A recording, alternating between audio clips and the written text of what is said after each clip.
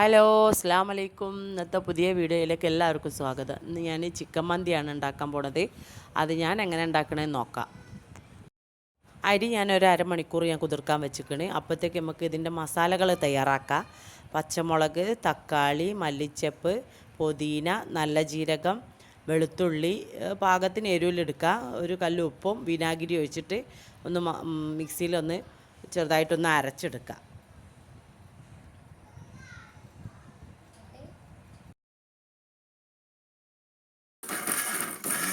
ഇനി അത് നമുക്ക് ചെമ്പട്ടിയിലേക്ക് ഞാൻ അരച്ച എല്ലാ മസാലകൾ അതിൻ്റെ അകത്തേക്ക് ആക്കി.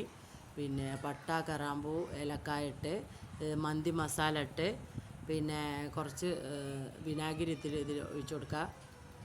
ഒരു പുളിപ്പിന് വേണ്ടിയിട്ടുള്ള വിനാഗിരി ഒഴിച്ചു കൊടുത്ത്, പിന്നെ അതൊന്ന് നല്ലോണം കുറച്ച് ആർക്കേജ് ഒഴിച്ചു കൊടുത്തേക്കണം കേട്ടോ. ഒരു നല്ല രസമാണ് ആർക്കേജ് ഒഴിക്കുമ്പോൾ. കുറച്ച് ഓയിലും ഒഴിച്ചു കൊടുക്കുക. എന്നിട്ട് നന്നായിട്ട് മിക്സ് ചെയ്യുക. അതിൻ്റെ അകത്ത് ഞാൻ മാഗി ക്യൂബ് ഇട്ടുക്കണം കേട്ടോ, അത് ഞാൻ കണ്ടില്ല. എന്താ കുറച്ച് ചുവന്നമുളക് ഞാൻ കളറ് ഒന്നും ചേർത്തിയില്ല. അപ്പോൾ കുറച്ച് നമ്മൾ വറ്റൽമുളക് പൊടിച്ചിട്ട് അത് ഇട്ടിട്ട് നല്ലോണം നല്ല മിക്സ് ആക്കിയിട്ട് കൊടുക്കുക. ഞാൻ ഉണ്ടാക്കണത് ഇങ്ങനെയാണ് കേട്ടോ. ഓരോരുത്തരും ഓരോരോ സ്റ്റൈലിലാണ് ആക്കുക. ഞാൻ കളറൊന്നും കൂട്ടിയിട്ടില്ല, അല്ലാണ്ട് തന്നെ ആക്കി. അപ്പോൾ അത് ഏകദേശം സെറ്റ് ആയിക്കിന്. അപ്പോഴത്തേക്ക് നമുക്ക് വെള്ളം ഞാൻ അപ്പോഴത്തേന് അടുപ്പത്ത് വെച്ചിക്കണേ. ചോറ് തിളപ്പിച്ച് വിട്ടാൻ വേണ്ടിയിട്ട് അരമണിക്കൂറൊക്കെ അയക്കിന് ഞാൻ വെള്ളത്തിലിട്ട് വെച്ചിട്ട്.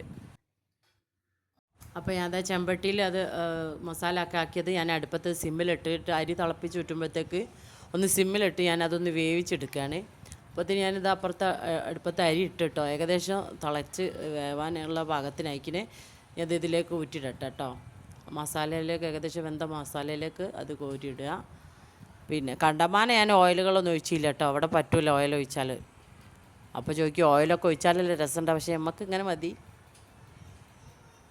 അപ്പോൾ അതൊക്കെ സെറ്റായി. ഒരു 4 പച്ചമുളക് ഞാൻ അതിൻ്റെ മുകളിൽ വെച്ചിരിക്കണം. ഇനി ഞാൻ തിന്നാൻ പോവാണ്. ഇതാ തിന്നാം കേട്ടോ.